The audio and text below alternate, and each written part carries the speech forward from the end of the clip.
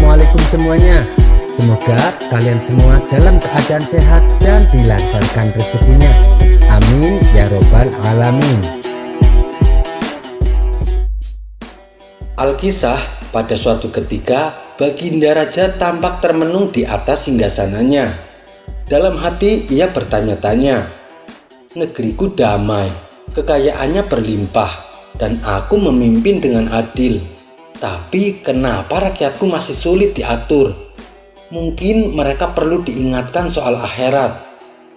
Kemudian Baginda Raja pun memanggil Abu Nawas untuk dimintai pendapatnya. Wahai Abu Nawas, sepertinya aku harus bertindak tegas untuk menyadarkan rakyatku. Semakin hari mereka semakin susah diatur. Mereka bahkan berani melawan menteri-menteriku, kata Baginda Raja. Lalu apa yang akan Paduka lakukan? Tanya Abu Nawas. Aku ingin memperingatkan mereka betapa pedihnya siksa neraka apabila tidak mentaati pemimpinnya. Kau tahu sendiri kan Abu Nawas, aku menjalankan pemerintahan ini dengan sangat adil. Aku bukanlah raja yang zalim dan jahat, jawab Baginda Raja. Ampun Paduka yang mulia, sepertinya Paduka salah sasaran. Bukan rakyat yang harus diingatkan tentang akhirat, tapi sebaliknya, yaitu para menteri istana. Saya tahu Paduka adalah raja yang adil dan bijak, tapi beberapa menteri Paduka ada yang nakal, ada yang korupsi, ada juga yang jahat kepada rakyatnya. Itulah yang membuat rakyat Paduka menjadi berani dan suka melawan. Sebab mereka mengira apa yang dilakukan para menteri istana merupakan perintah dari Paduka, jelas Abu Nawas. Oh, jadi itu masalahnya.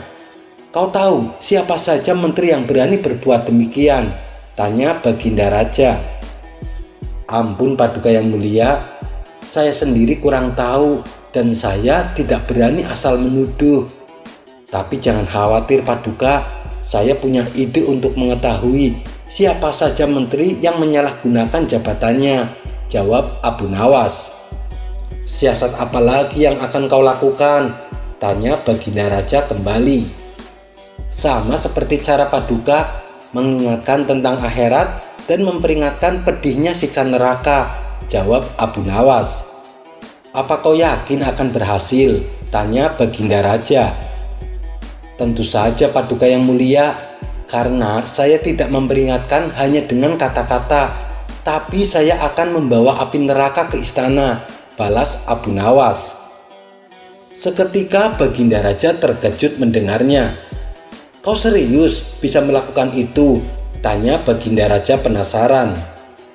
Besok Paduka akan menyaksikan sendiri, jawab Abu Nawas enteng.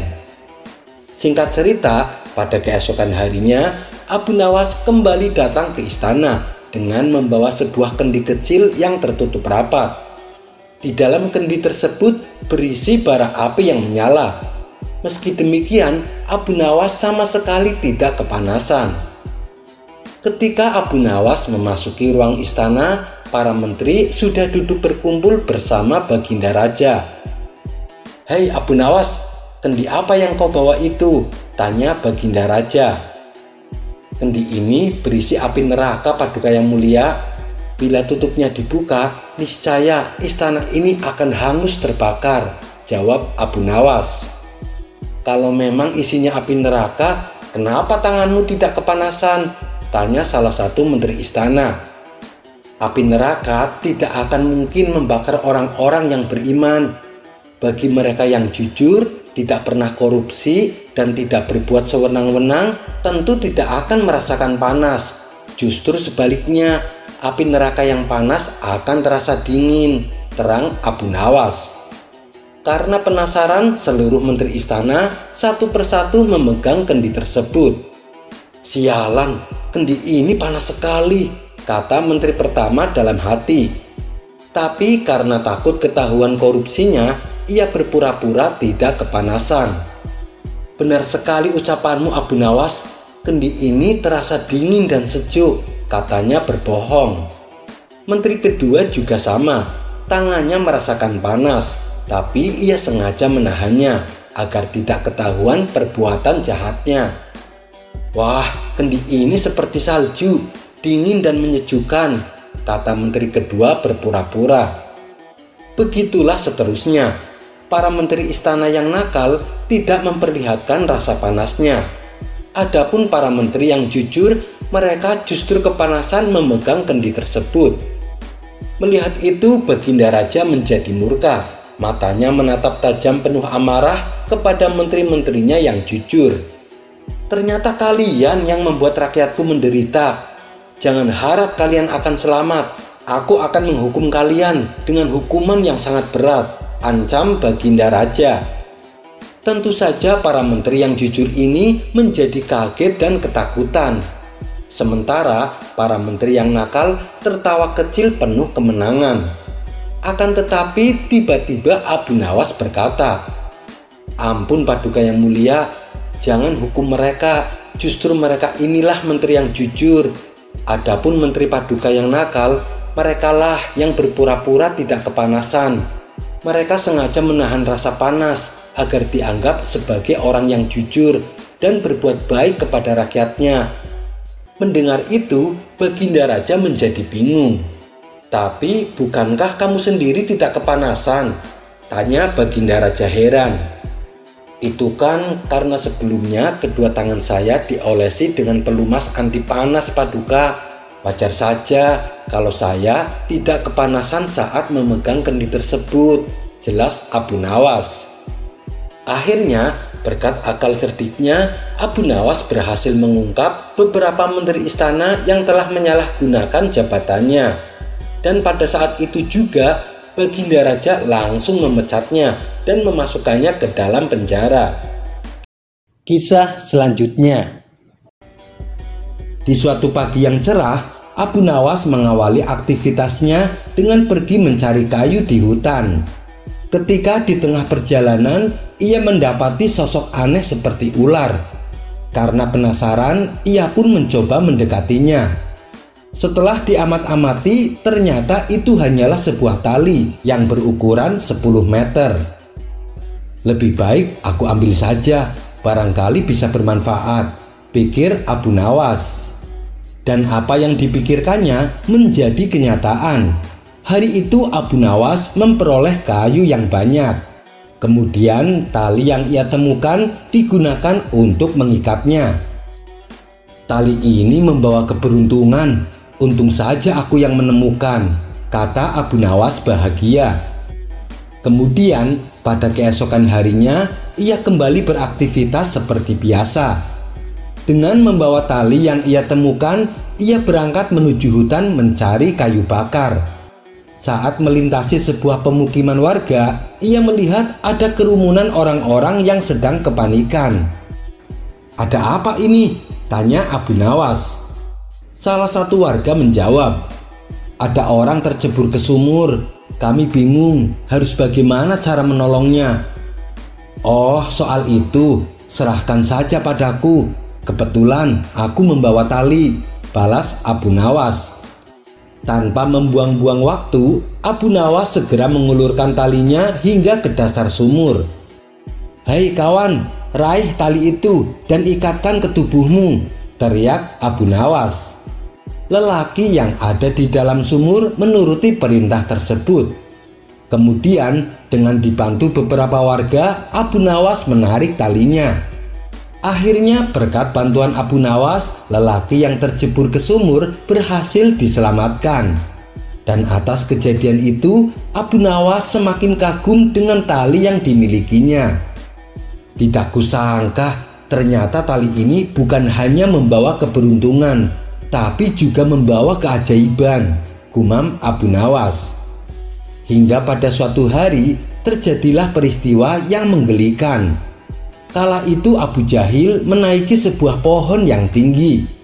Begitu sampai di atas, ia kebingungan bagaimana cara turunnya. Dengan berusaha sebisanya, ia mencoba turun dari atas pohon. Namun itu tak mudah dilakukan. Telah berbagai cara ia lakukan, tapi tak juga menemukan cara terbaik agar tidak terjatuh ke tanah. Karena sudah putus asa, ia pun berteriak minta tolong kepada orang-orang yang melintas di bawah pohon.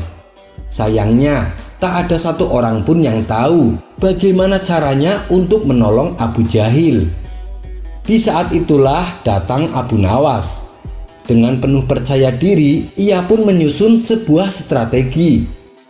"Tenang Abu Jahil, kau jangan panik. Aku akan menolongmu dengan tali ajaibku," kata Abu Nawas. Kemudian ia melemparkan talinya ke atas di mana Abu Jahil berada. "Wahai Abu Jahil, raih tali itu dan ikatkan ke tubuhmu," teriak Abu Nawas. Abu Jahil yang terjebak di atas pohon langsung menuruti perintah tersebut. Sementara orang-orang yang berkumpul penasaran dengan apa yang akan dilakukan Abu Nawas. Dengan hati berdebar-debar, Abu Jahil bertanya, "Kau yakin Abu Nawas bisa menolongku dengan cara seperti itu?" Abu Nawas menjawab, "Percaya padaku, aku sudah pernah melakukan ini sebelumnya." Setelah Abu Jahil selesai mengikat tubuhnya, Abu Nawas langsung menariknya hingga membuat Abu Jahil terjatuh dan terluka. Orang-orang yang melihat itu terperanjat dan berteriak, "Hei Abu Nawas, lihat akibat perbuatanmu. Abu Jahil jadi terluka. Mengapa kau lakukan itu?" Dengan polosnya Abu Nawas menjawab, "Aku pernah menolong seseorang dengan cara yang sama, dan orang tersebut berhasil selamat tanpa ada luka sedikit pun." Mendengar itu, mereka pun merasa heran. "Mana mungkin Abu Nawas, di pohon mana kau menolong orang tersebut?" tanya mereka penasaran. "Bukan di pohon, tapi aku menolongnya ketika dia tercebur ke dalam sumur. Aku yakin dengan cara yang sama pasti akan bisa berhasil. Buktinya Abu Jahil bisa turun." Spontan mereka semua menepok jidat mendengar penjelasan Abu Nawas. Kisah selanjutnya. Sore itu Abu Nawas sedang duduk santai di istana sambil ngobrol asik dengan Baginda Raja. Di kejauhan sejumlah menteri menyaksikannya dengan rasa iri kepada Abu Nawas. "Apa sih hebatnya Abu Nawas? Bisa-bisanya duduk santai dengan Baginda Raja," celetuk salah seorang menteri. Baginda Raja yang memahami gelagat para menterinya sengaja membiarkan. Ia tetap asik bercanda tawa dengan Abu Nawas. Lalu Baginda Raja berkata, "Hei Abu Nawas, kenapa sih para menteriku banyak yang tidak suka kepadamu?" tanya Baginda Raja. Abu Nawas hanya tersenyum. "Mungkin mereka belum kenal dengan baik siapa hamba," jawab Abu Nawas sekenanya. "Belum kenal bagaimana maksudmu?" tanya Baginda Raja kembali. "Bisa jadi mereka hanya mengenalku sedikit. Itu pun hanya mengenal yang jelek-jeleknya saja," balas Abu Nawas. "Oh iya, katanya Baginda Raja akan membeli gajah," tanya balik Abu Nawas. "Kamu kalau saya ajak bicara serius selalu mengalihkan pembicaraan," gerutu Baginda Raja. "Ampun Baginda yang mulia, hamba sama sekali tidak mengalihkan pembicaraan. Justru hamba ingin menjelaskan maksud jawaban hamba tadi. Sebab ini ada kaitannya dengan pertanyaan Baginda," kata Abu Nawas menjelaskan. "Kamu malah membuatku jadi tambah bingung Abu Nawas," tutur Baginda Raja. "Begini saja Baginda, saya mau tanya, apakah para menteri yang tidak suka denganku mereka semua pernah melihat binatang gajah?" tanya Abu Nawas. "Saya kira tidak seorang pun dari mereka yang pernah melihat gajah seumur hidupnya. Memangnya kenapa Abu Nawas?" Baginda Raja balik bertanya. "Saya ada permintaan Baginda. Permintaan saya adalah kumpulkan mereka bersama gajah di salah satu ruangan yang gelap. Kemudian satu persatu dari mereka dimintai pendapatnya tentang bentuk gajah," ujar Abu Nawas. Baginda Raja pun memenuhi permintaan Abu Nawas. Para menteri yang tidak suka dengan Abu Nawas dikumpulkan dalam satu ruangan yang gelap bersama gajah. Karena kondisinya yang gelap, mereka memegang gajah sekenanya. Ada yang memegang belalainya, ada yang memegang kupingnya, ada pula yang memegang ekornya. Setelah itu, satu persatu menterinya dimintai pendapat tentang hewan gajah. Menteri satu mengatakan kalau gajah tak ubahnya seperti ular piton. Ia beranggapan demikian karena yang ia pegang adalah belalainya. Menteri kedua mengatakan kalau gajah itu seperti kipas. Ia beranggapan demikian karena yang ia pegang adalah kupingnya. Adapun menteri selanjutnya mengatakan kalau gajah itu seperti belut, karena yang ia pegang adalah ekornya gajah. Pada intinya, mereka menilai hewan gajah berbeda-beda sesuai dengan apa yang mereka ketahui. Tidak seorang pun bisa menggambarkan gajah dengan sempurna, lantaran mereka menyentuhnya hanya sebagian. Bagaimana Baginda yang mulia? Apakah salah satu dari mereka ada yang menjawabnya dengan benar? Tanya Abu Nawas. Tidak ada satupun yang benar, Abu Nawas, jawab Baginda Raja. Tapi apa kaitannya dengan pembicaraan kita tadi? Tanya Baginda Raja heran. Abu Nawas menjawab, mereka tidak mengetahui secara utuh dan benar tentang gajah, tapi mereka terburu-buru dalam menyimpulkan bentuk hewan gajah, padahal mereka hanya memegangnya dari salah satu sisi. Begitu juga ketika mereka menyimpulkan tentang saya. Mereka tidak mengetahui secara utuh dan benar tentang saya, tapi mereka dengan mudahnya menilai saya. Mendengar penjelasan Abu Nawas, Baginda Raja pun mulai paham. Ternyata memang butuh waktu dan pikiran yang bening tanpa ada sikap iri untuk mengenal dirimu, Abu Nawas, ujar Baginda Raja. Kisah selanjutnya. Dikisahkan ada seorang anak kecil yang berhasrat ingin mengalahkan Abu Nawas dalam permainan tebak-tebakan. Si anak ini sampai rela menunggu di sebuah jalan yang biasa Abu Nawas lalui. Tidak berapa lama lewatlah Abu Nawas yang kebetulan baru pulang dari kebun. Ia tengah membawa 2 buah labu yang ia petik dari kebun miliknya. Anak kecil tersebut lalu segera menghampiri dan menyapanya. Tuan Abu, bisakah Tuan Abu berhenti sebentar? Pinta si anak.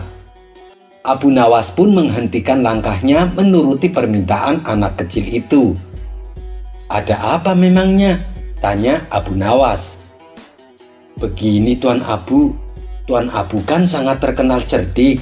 Tuan Abu juga terkenal sangat pandai.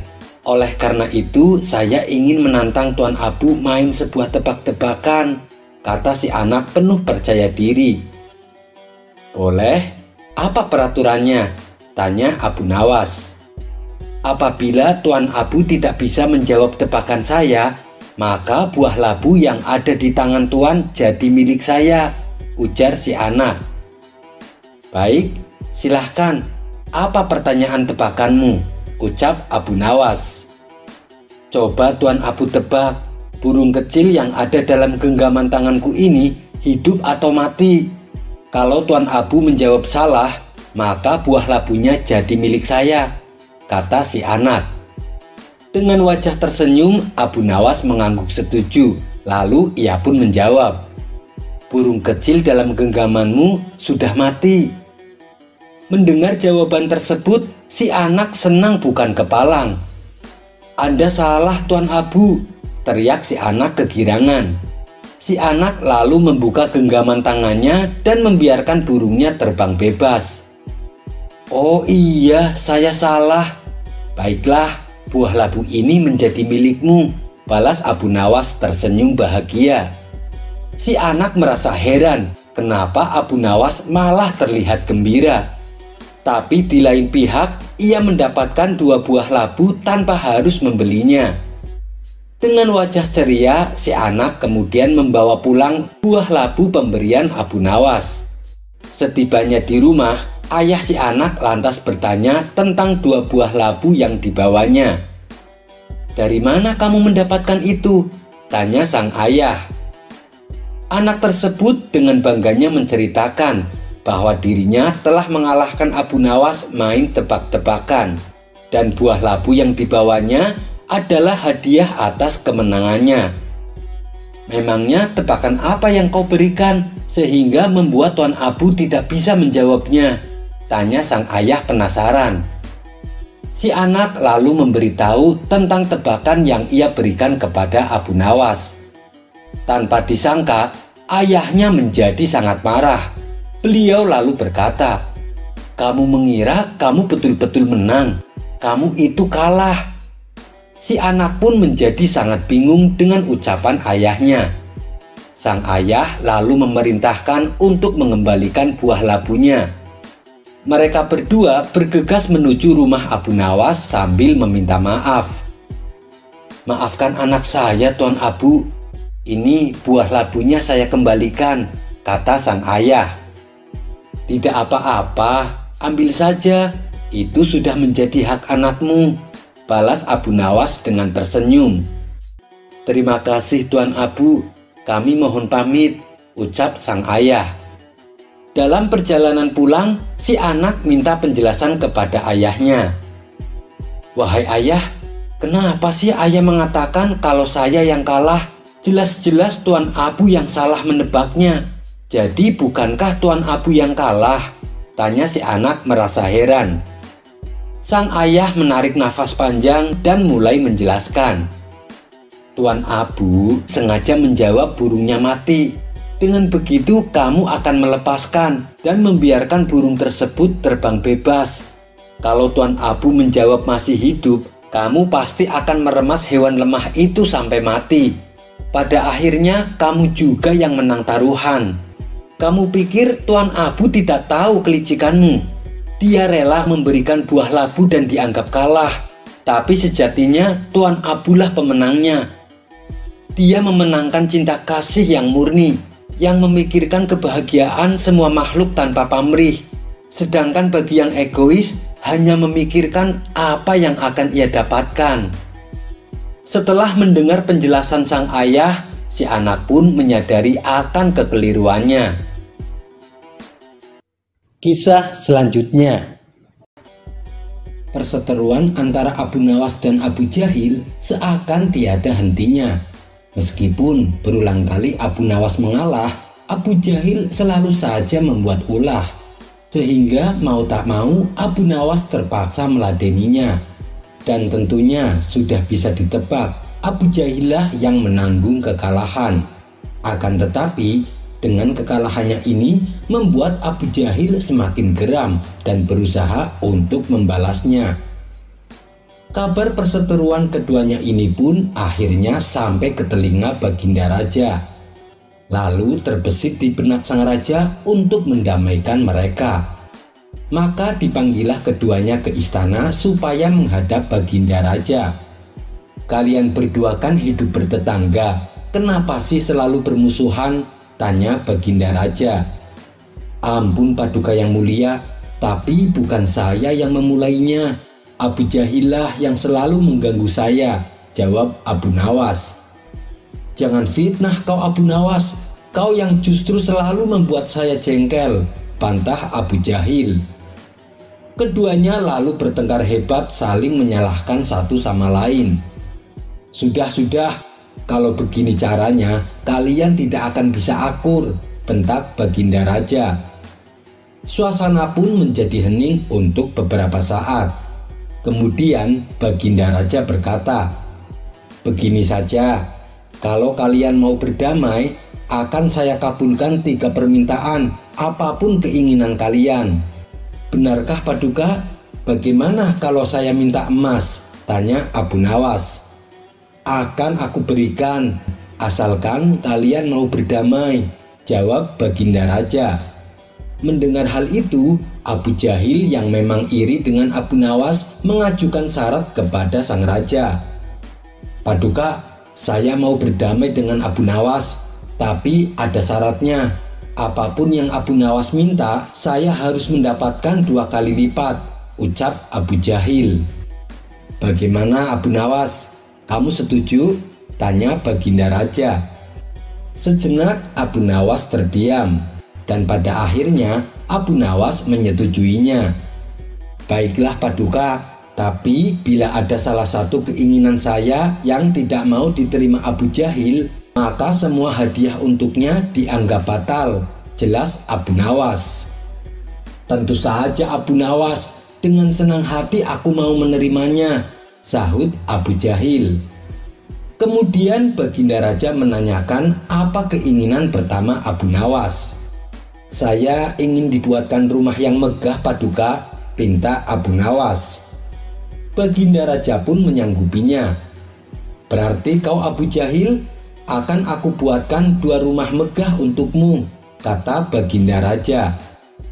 Abu Jahil senang bukan kepalang mendengarnya. Sekarang apa keinginanmu yang kedua? Tanya Baginda Raja kepada Abu Nawas.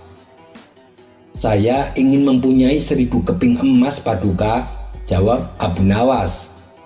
Baik, saya penuhi permintaanmu, dan untukmu Abu Jahil, kau akan mendapatkan 2000 keping emas, kata Baginda Raja. Seketika Abu Jahil tertawa girang. Dalam hati ia berkata, hahaha, sekarang aku lebih kaya darimu Abu Nawas, dan dengan kekayaanku ini aku bisa menyombongkan diri di hadapanmu, batin Abu Jahil. Sekarang permintaan yang terakhir, apa keinginanmu? Tanya Baginda Raja. Tiba-tiba Abu Nawas berjalan menuju menara istana dan menaiki menara tersebut yang tingginya 5 meter. Setelah berhasil naik ke atas, Abu Nawas pun terjun ke bawah. Untunglah Abu Nawas baik-baik saja, hanya kakinya yang lecet-lecet sedikit. Kemudian ia menghampiri Baginda Raja. Hai Abu Nawas, apa maksud perbuatanmu? Tanya Baginda Raja. Itu tadi keinginan terakhir saya Paduka, kata Abu Nawas memberitahu. Oh begitu, berarti kau Abu Jahil, kau harus lompat dari menara yang tingginya 2 kali lipat, ujar Baginda Raja. Abu Jahil yang takut dengan ketinggian menolak melakukannya. Saya tidak mau Paduka, saya pilih menara yang tingginya sama, protes Abu Jahil.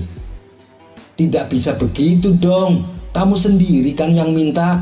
Apapun yang aku inginkan, kau meminta 2 kali lipat, sahut Abu Nawas. Benar Abu Jahil, bukankah itu syarat yang kau ajukan? Kalau kamu menolak melakukannya, berarti semua hadiah yang akan kau terima dinyatakan batal, dan itu sudah sesuai kesepakatan, timbal Baginda Raja. Kurang ajar Abu Nawas, mana mungkin aku lompat dari ketinggian 10 meter, itu sama saja bunuh diri, gerutu Abu Jahil. Akhirnya hayalan Abu Jahil menjadi orang kaya menjadi kandas akibat akal cerdik Abu Nawas. Lagian belum apa-apa sudah ada niatan untuk menyombongkan diri kepada Abu Nawas. Kisah selanjutnya, dikisahkan dahulu ada seorang ulama sufi yang bernama Ahmad bin Mahdi bin Rustam. Beliau hidup di daerah Kufah, negara Irak. Syekh Ahmad ini di samping sebagai ulama, ia juga seorang saudagar kaya yang terkenal dengan kedermawanannya. Harta kekayaannya seakan tiada habisnya, padahal ia menafkahi para ulama setempat sebanyak 300.000 dirham. Suatu ketika rumahnya kedatangan tamu seorang wanita yang sedang hamil. Wanita tersebut kemudian bercerita tentang keadaan dan ujian yang sedang menimpanya.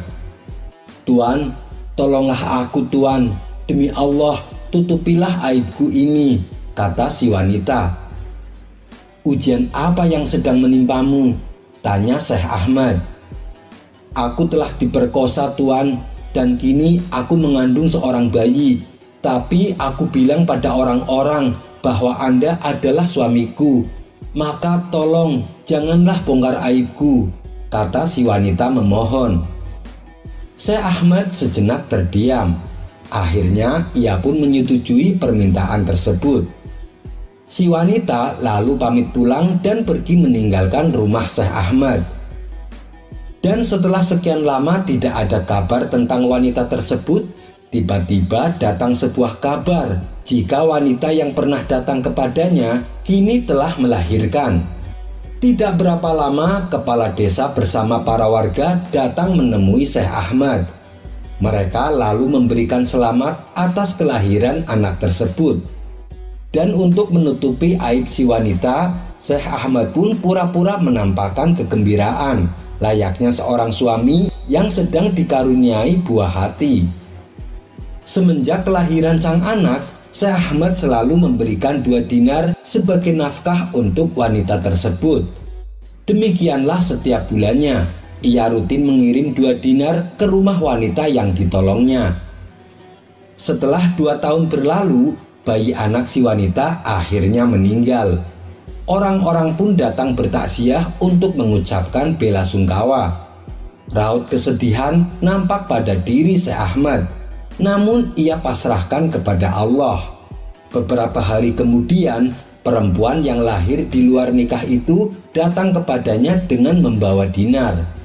"Tuan, semoga Allah menutupi aib Tuan. Ambillah uang dinar Tuan," kata si wanita. "Dinar-dinar yang sudah aku berikan adalah pemberianku untuk si kecil, dan sekarang engkaulah yang berhak mewarisinya," balas Syekh Ahmad. Lihatlah bagaimana akhlak Syekh Ahmad. Ia rela menutupi aib wanita tersebut meskipun bisa beresiko mencoreng nama baiknya. Kisah ini terdapat dalam kitab Hiyatul Aulia wa Tabaqat al-Asifah karya Abu Nuaim al-Asbahani. Wallahu a'lam bishawab. Ada kisah lain yang tak kalah menarik, yaitu seorang ulama sufi yang rela dijuluki sebagai ulama tuli hanya demi menjaga perasaan seorang wanita. Beliau adalah ulama besar dari Khurasan yang bernama Syekh Imam Hatim Al-Ahsom. Kisah ini berawal ketika ada seorang gadis cantik datang ke tokonya untuk membeli sesuatu. Tanpa sengaja, gadis itu kentut dengan suara yang agak keras di hadapan Imam Hatim. Sang gadis pun merasa malu dan menjadi salah tingkah. Melihat keadaan itu, Imam Hatim berusaha mengalihkan perhatiannya dengan berpura-pura tuli. Beliau berpura-pura tidak mendengar kentut perempuan itu. "Keraskanlah suaramu. Kau mau membeli apa? Aku tidak mendengar apa yang kau katakan." Seketika si perempuan merasa lega karena ia mengira Imam Hatim adalah orang yang tuli. Dan sejak kejadian itu, Imam Hatim berpura-pura tuli selama 15 tahun demi menjaga nama baik dan perasaan perempuan tersebut. "Berbicaralah yang keras." Kata-kata ini diucapkannya selama 15 tahun kepada siapa saja yang menjadi lawan bicaranya. Oleh karena itulah Imam Hatim mendapat gelar Al-Ahsom yang artinya adalah orang yang tuli. Setelah si perempuan meninggal dunia, barulah Imam Hatim tidak berpura-pura tuli. Kisah ini terdapat dalam kitab Nasoihul Ibad karya Syekh Nawawi Al-Bantani. Wallahu a'lam bishawab. Kisah selanjutnya. Dikisahkan suatu hari saat di dalam majelis, Abu Nawas berkata kepada murid-muridnya bahwa besok akan ada ujian pelajaran yang diadakan pagi hari. Maka dari itu, semua murid-muridnya diharap supaya datang tepat pada waktunya, karena ujian pelajaran akan berakhir sebelum waktu duhur. Singkat cerita, saat esok harinya, murid-murid sudah berkumpul di majelis Abu Nawas. Namun ternyata dari sekian muridnya ada 2 orang anak yang datang terlambat. Mereka datang menjelang waktu duhur dikarenakan mereka bangun kesiangan. Sebelum memasuki majelis, kedua murid ini membuat kesepakatan. Kalau ditanya Tuan Guru kenapa terlambat, kita jawab saja, keledai yang kita naiki kakinya pincang, jalannya lambat, jadi kita terlambat, usul salah satu dari mereka. Usulan tersebut langsung diiyakan oleh kawannya. Maka masuklah kedua anak ini ke dalam majelis Abu Nawas. "Kenapa kalian terlambat?" tanya Abu Nawas. "Maaf Tuan Guru, keledai yang kami naiki kakinya pincang, jadi kami datang terlambat," jawab mereka berdua. "Waktunya sudah hampir habis, kalian tidak mungkin bisa ikut ujian," kata Abu Nawas. "Berilah kami kesempatan Tuan Guru, kami juga ingin ikut ujian," pinta kedua anak ini. Sejenak Abu Nawas terdiam. Ia merasakan gelagat bahwa kedua muridnya ini mulai berani berkata bohong. "Kalian berdua yakin kalau keterlambatan kalian dikarenakan keledai yang kalian naiki kakinya pincang?" tanya Abu Nawas memastikan. "Benar Tuan Guru, oleh sebab itulah kami terlambat," balas kedua muridnya. "Baiklah, besok pagi kalian bisa ikut ujian susulan, tapi kalian tidak boleh terlambat lagi," ujar Abu Nawas. Mendengar itu, kedua muridnya ini pun merasa senang. Keesokan harinya, datanglah kedua murid ini ke majelis Abu Nawas untuk mengikuti ujian susulan. Lalu Abu Nawas pun membagikan kertas ujian kepada kedua murid tersebut. Dan kali ini Abu Nawas mengawasinya dengan ketat. Ia sengaja duduk di hadapan mereka agar tidak ada yang mencontek atau saling memberitahu hasil jawabannya. Ketika kedua murid ini membaca pertanyaannya, keringat dingin langsung keluar. Wajah mereka terlihat sangat panik karena ternyata pertanyaannya bukanlah seputar pelajaran agama, melainkan pertanyaannya adalah kaki keledai sebelah mana yang pincang. Walhasil atas pertanyaan tersebut, kedua murid ini jawabannya berbeda-beda. Murid pertama menjawab kaki sebelah kanan. Murid kedua menjawab kaki sebelah kiri.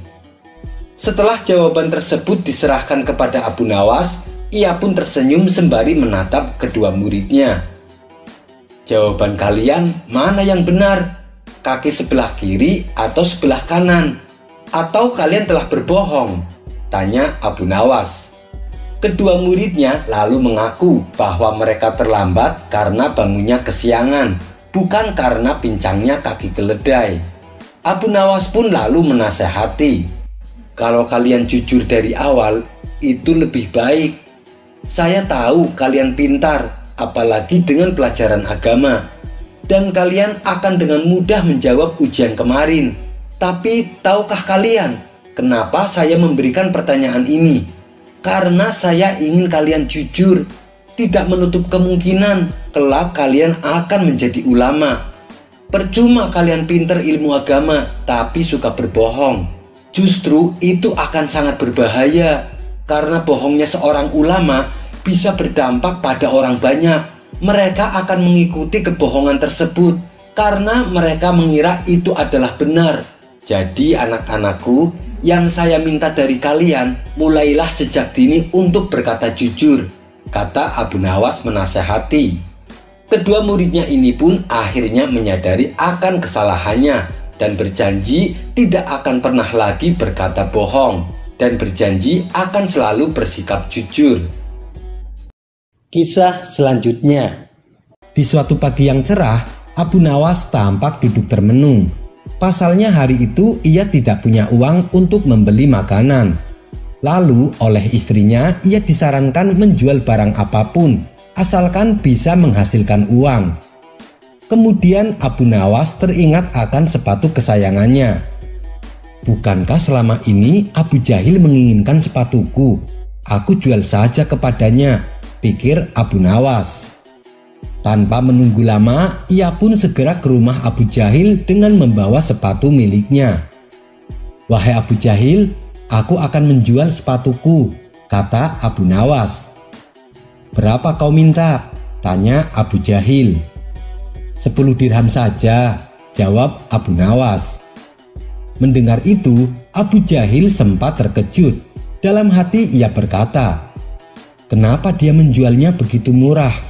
Pasti dia sangat membutuhkan uang."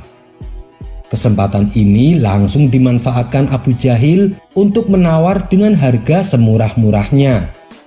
"Mahal amat, "Itu kan hanya sepatu bekas. Kalau mau aku bayar 2 dirham," balas Abu Jahil. "Masa nawarnya segitu? Bukankah dulu kau menginginkannya?" sahut Abu Nawas. "Itu dulu, sekarang sudah tidak lagi. Kalau tidak mau ya sudah," ujar Abu Jahil. Karena sedang membutuhkan uang, Abu Nawas terpaksa menjual sepatunya dengan harga 2 dirham. Kemudian uang tersebut rencananya akan ia gunakan untuk membeli 2 potong roti. Maka pergilah Abu Nawas ke pasar. Namun di tengah perjalanan ia mendapati 2 orang sedang bertengkar, di mana di tangan mereka telah memegang goloknya masing-masing dan siap untuk saling bunuh. Melihat itu, Abu Nawas segera melerainya. Sudah, berhenti kalian. Apa yang kalian ributkan?" tanya Abu Nawas. Lalu salah satu dari mereka menjawab bahwa mereka bertengkar karena memperebutkan uang 2 dirham. Tak ingin terjadi pertumpahan darah, Abu Nawas memberikan uang dirham hasil penjualan sepatunya kepada salah satu dari mereka. Dengan demikian, keduanya pun tidak jadi berkelahi. Padahal uang tersebut rencananya akan ia gunakan untuk membeli roti. Karena sudah tidak lagi mempunyai uang, Abu Nawas lalu memutuskan pulang ke rumah. Setibanya di rumah, ia menceritakan kepada istrinya tentang apa yang baru saja terjadi. "Wahai suamiku, kau terlalu baik kepada orang lain tanpa memperdulikan keadaanmu sendiri," kata istrinya kecewa. "Tenang saja, aku masih punya mantel untuk dijual," balas Abu Nawas mencoba menghiburnya. "Sepatu yang masih bagus saja hanya laku 2 dirham, apalagi mantel yang sudah kusam begitu," ujar sang istri. Untuk menghindari pertengkaran, Abu Nawas memilih diam dan segera balik ke pasar dengan membawa mantel kusamnya. Dalam perjalanannya menuju pasar, ia bertemu dengan lelaki penjual ikan. Lelaki itu bertanya, "Wahai tuan, maukah kau tukar mantelmu dengan ikan-ikan yang aku bawa ini? Tiap malam aku kedinginan, sedangkan aku tak punya sesuatu untuk menghangatkan tubuhku." Awalnya Abu Nawas agak keberatan karena ikan yang dibawanya sudah terlihat agak membusuk. Tapi melihat penampilannya yang menyedihkan, Abu Nawas pun merasa iba. "Apakah ikannya masih bisa dimakan?" tanya Abu Nawas. "Kalau untuk hari ini masih bisa tuan," jawab lelaki tersebut. Maka keduanya saling bertukar barang. Abu Nawas mendapatkan ikan, si lelaki mendapatkan mantel. Kemudian Abu Nawas langsung membawanya pulang. "Wahai istriku, bersihkanlah ikan ini, lalu masaklah. Kita sudah sangat lapar," kata Abu Nawas kepada istrinya. Sang istri pun segera membersihkan ikan yang dibawa oleh Abu Nawas. Ketika mengeluarkan isi kotoran, sang istri mendapati sebuah batu permata yang ada di dalam perut ikan. Sontak, hal ini membuatnya terkejut. Ia pun segera memberitahukannya kepada Abu Nawas. "Wahai suamiku, aku memperoleh batu permata dari dalam perut ikan," teriaknya kegirangan. "Apakah engkau tahu berapa harganya?" tanyanya melanjutkan. "Aku tidak tahu, tapi aku kenal dengan orang yang bisa menaksir harganya," jawab Abu Nawas. Abu Nawas pun mengambil permata dari tangan istrinya dan bergegas pergi menemui sahabat karibnya, yaitu pemilik toko permata. Setibanya di sana, Abu Nawas langsung menemui sahabatnya.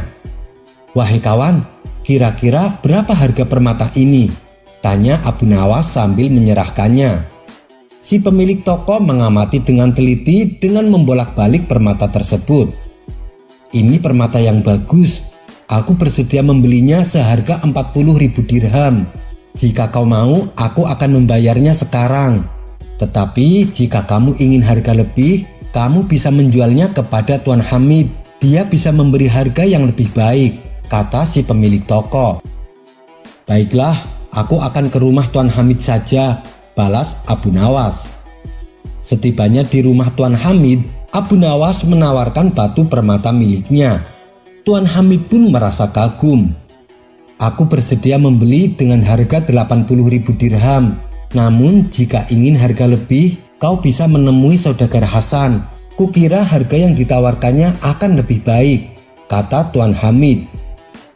Baiklah, kalau begitu aku akan ke rumah saudagar Hasan, balas Abu Nawas. Saudagar Hasan yang paham betul soal permata langsung menawar dengan harga 120.000 dirham.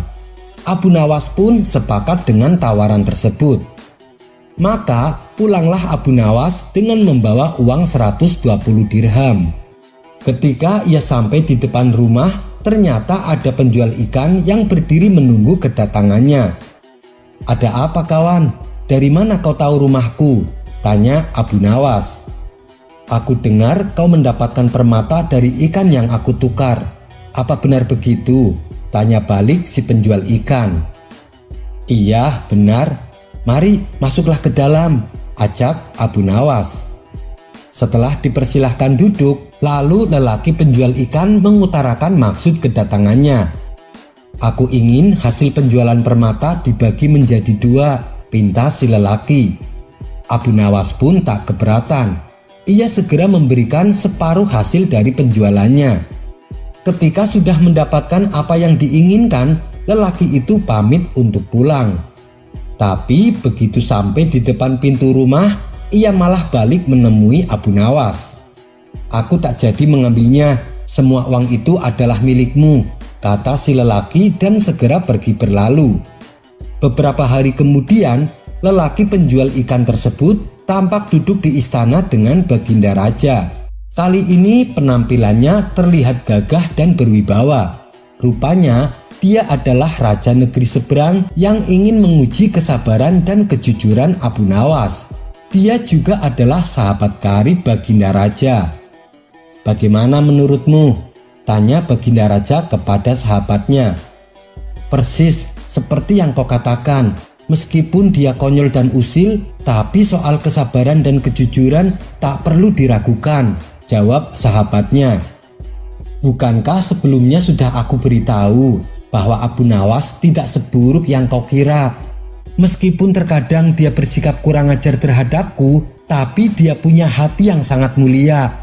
Itulah sebabnya aku sangat menyukainya, tutur Baginda Raja.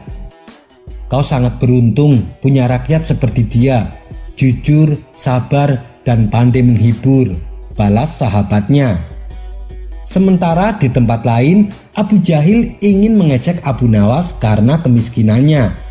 Ia akan mengatakan kepada orang-orang bahwa Abu Nawas sampai menjual sepatunya demi agar bisa membeli makanan.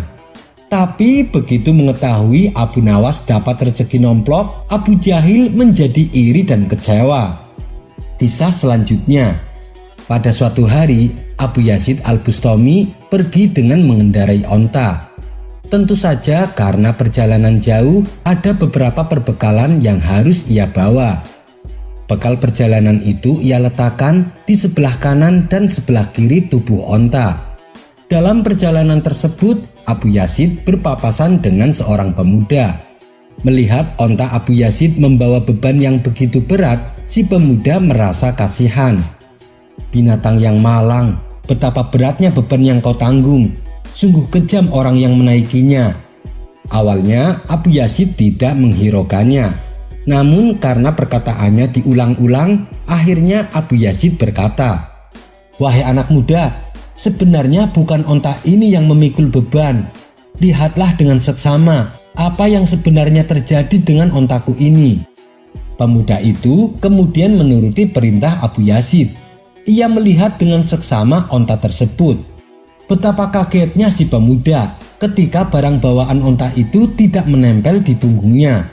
Demikian pula dengan Abu Yazid. Dari kejauhan terlihat duduk di atas punggung onta, tapi ternyata ia mengambang yang jaraknya sejengkal dari punggung onta. Ini benar-benar menakjubkan, gumam si pemuda. Abu Yazid kemudian kembali berkata, "Jika kusembunyikan kenyataan yang sebenarnya, maka engkau akan terus mencelaku. Namun jika kujelaskan kenyataan yang sebenarnya, engkau tidak bisa memahaminya. Lalu bagaimana seharusnya sikapku kepadamu? Perkataan tersebut membuat si pemuda hanya terdiam 1000 bahasa. Kisah selanjutnya. Dahulu di zaman Bani Israel ada seorang lelaki yang hidup dalam kebahagiaan. Dia juga baik dan santun kepada masyarakat setempat. Hingga pada suatu ketika ia menikah dengan seorang perempuan. Maka bertambah lengkaplah kebahagiaan hidupnya. Seiring berjalannya waktu, pernikahan yang ia bina tak kunjung mendapatkan keturunan. Lama-kelamaan keadaan yang demikian membuatnya depresi dan putus asa. Padahal ia ingin sekali mempunyai anak. Apalagi ia dikenal masyarakat sebagai orang yang sangat menyayangi anak-anak. Apabila ia melihat anak kecil sedang bermain dengan orang tuanya, hatinya merasa hancur dan berkecamuk. Perasaan cemburu, iri, dan sedih bercampur menjadi satu.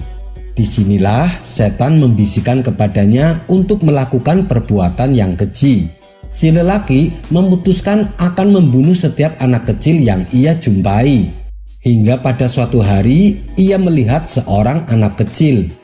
Anak itu dirayu dan diajak masuk ke rumahnya. Setelah berhasil membawanya masuk, anak tersebut langsung dibunuhnya dan jasadnya dikubur di samping rumah. Merasa puas dengan apa yang dilakukannya, si lelaki kembali berbuat demikian hingga beberapa kali. Sebenarnya sang istri telah mengingatkan agar suaminya tidak mengerjakan perbuatan keji tersebut. Namun si lelaki tak menghiraukannya. Ia sama sekali tak peduli dengan nasihat sang istri. Kalau memang Allah akan menghukumku, dia pasti akan melakukannya saat ini juga, kata si lelaki. Allah masih memberimu kesempatan untuk bertaubat. Nanti jika Allah sudah menganggap kesalahanmu mencapai puncaknya, niscaya dia akan menurunkan azab kepadamu, balas sang istri menasehati. Beberapa hari kemudian, ia melihat dua anak kakak beradik sedang asik bermain. Dua anak itu kembali diperlakukan sama seperti korban-korban sebelumnya. Mereka dirayu, diajak masuk rumah, lalu dibunuh oleh si lelaki. Kedua jasad anak itu pun dikuburkan di samping rumah. Sementara ayah dari dua anak tersebut menjadi cemas dan kebingungan karena kedua anaknya tak kunjung pulang. Kemudian ia berkeliling desa untuk mencari keberadaan kedua anaknya. Namun sampai seminggu berlalu si anak tak juga ditemukan. Akhirnya ayah dari anak tersebut minta tolong kepada seorang nabi di zamannya. Setelah mendengar keluhan atas masalah yang sedang dihadapi, Nabiyullah tersebut bertanya, "Apakah dua anakmu itu memiliki mainan yang biasa dimainkan?" Sang ayah menjawab, "Iya, mereka sering bermain dengan anjing kecil milik kami." Nabiyullah kembali berkata, "Bawalah anjing itu kemari." Setelah si anjing berada di hadapannya, lalu Nabiyullah melepaskan cincin yang biasa beliau pakai. Kemudian cincin tersebut diletakkan di antara kedua mata si anjing. "Ikutilah kemana anjing ini berjalan," kata Nabiyullah kepada si ayah. Sang ayah melaksanakan perintahnya. Ia bersama beberapa warga berjalan mengikuti anjing dari belakang. Ternyata anjing tersebut berjalan menuju rumah si lelaki yang telah membunuh kedua anaknya.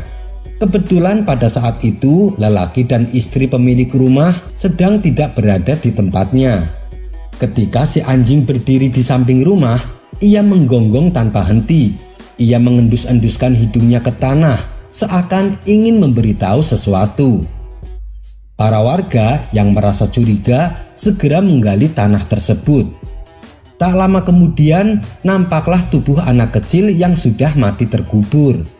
Betapa hancurnya hati sang ayah karena jasad yang ditemukan adalah anaknya.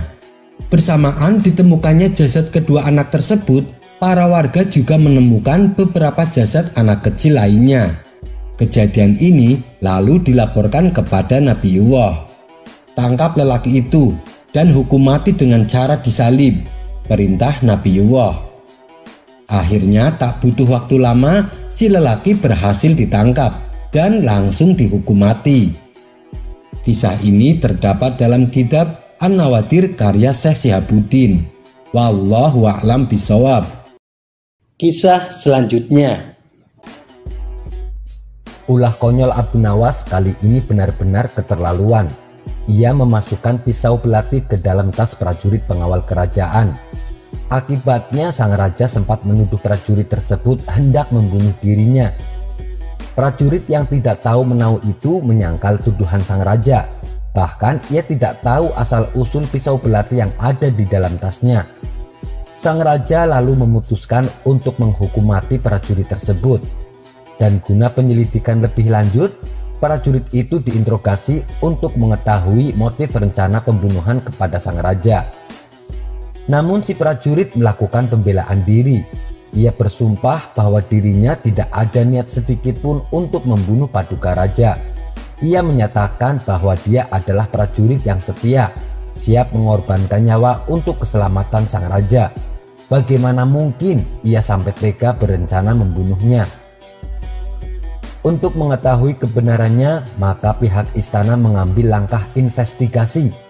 Kalau ternyata tidak terbukti, maka prajurit tersebut akan dibebaskan dari hukuman mati dan tetap menjadi prajurit pengawal raja. Setelah dilakukan investigasi dan mendapat keterangan dari beberapa saksi-saksi, barulah diketahui bahwa itu adalah ulah usil Abu Nawas. Sang raja pun merasa geram dan murka. Beliau lalu menyuruh seluruh prajuritnya untuk menangkap Abu Nawas. Setelah berhasil ditangkap dan dibawa ke istana, Abu Nawas amat terkejut. Ternyata Raja Harun al-Rasyid telah mengumpulkan rakyatnya untuk menyaksikan proses hukuman mati yang telah dijatuhkan kepadanya. Abu Nawas sempat membela diri dan menganggap hukuman mati terlalu berlebihan untuknya. Namun sang raja yang sudah marah dengan ulah Abu Nawas tidak memperdulikannya. "Hai Abu Nawas, apa alasanmu memasukkan pisau belati ke dalam tas prajuritku?" bentak sang raja. Abu Nawas menjawab, "Ampun Baginda yang mulia, hamba akui hamba telah berbuat salah. Tapi hamba melakukan itu hanya untuk menguji apakah prajurit Paduka Raja waspada dengan keselamatan Paduka. Bagaimana bila ternyata yang saya masukkan ke dalam tas adalah bom? Tentunya saat itu Paduka Raja dan para prajurit pengawalnya sudah mati semua." Sang raja sempat kaget dan menelan ludah mendengar jawaban Abu Nawas. Dalam hati raja berkata, ada benarnya juga apa yang dikatakan Abu Nawas. Ternyata Abu Nawas sangat perhatian dengan keselamatan dirinya. Namun tiba-tiba di benak sang raja terbesit rencana iseng untuk mengerjai Abu Nawas. Ia ingin balik mengerjai Abu Nawas. Ini adalah saat yang tepat, gumam sang raja dalam hati. Dengan berpura-pura masih marah, raja kembali berkata kepada Abu Nawas, "Apapun alasanmu tidak bisa dibenarkan. Kamu tetap harus menerima hukuman mati." Abu Nawas kaget bukan kepalang. Niatnya yang baik malah berakhir tragis. Kemudian sang raja menyuruh pengawalnya untuk mengambil seekor anak ayam. Lalu anak ayam itu diberikannya kepada Abu Nawas. Abu Nawas pun heran dengan maksud semua ini. "Hai Abu Nawas," hardik sang raja, "kamu pegang anak ayam itu dan silahkan kamu bunuh anak ayam itu dengan cara apapun terserah kamu. Karena saya akan membunuhmu persis seperti cara kamu membunuh anak ayam itu." Sejenak Abu Nawas terdiam. Ia pun memutar otak mencari cara agar lolos dari hukuman mati. Namanya saja Abu Nawas, pasti tidak akan kehabisan akal. Ia perlahan mengangkat anak ayam dan mengelus pantat anak ayam itu, lalu meniup-niup pantat anak ayam dengan mulutnya. Melihat itu sang raja bingung. "Apa maksud dari perbuatanmu itu, wahai Abu Nawas? Aku menyuruhmu untuk membunuh anak ayam itu," ucap sang raja. Abu Nawas menjawab, "Iya, beginilah cara saya membunuh anak ayam Paduka yang mulia. Saya meniup pantat anak ayam agar perutnya penuh dengan angin. Dan lama-lama pasti bisa menyebabkan kematian." Ada saja cara Abu Nawas lepas dari jebakan saya, ucap sang raja dalam hati. Mana mungkin saya meniup pantat Abu Nawas. Dasar kurang ajar Abu Nawas, sambungnya dalam hati. Karena merasa kesal gagal mengerjai Abu Nawas, sang raja pun menyuruh Abu Nawas agar segera pergi dari hadapannya. Abu Nawas kembali selamat dan lepas dari jebakan baginda Raja Harun al-Rasyid. Sampai bertemu lagi di kisah selanjutnya. Wassalamualaikum warahmatullahi wabarakatuh.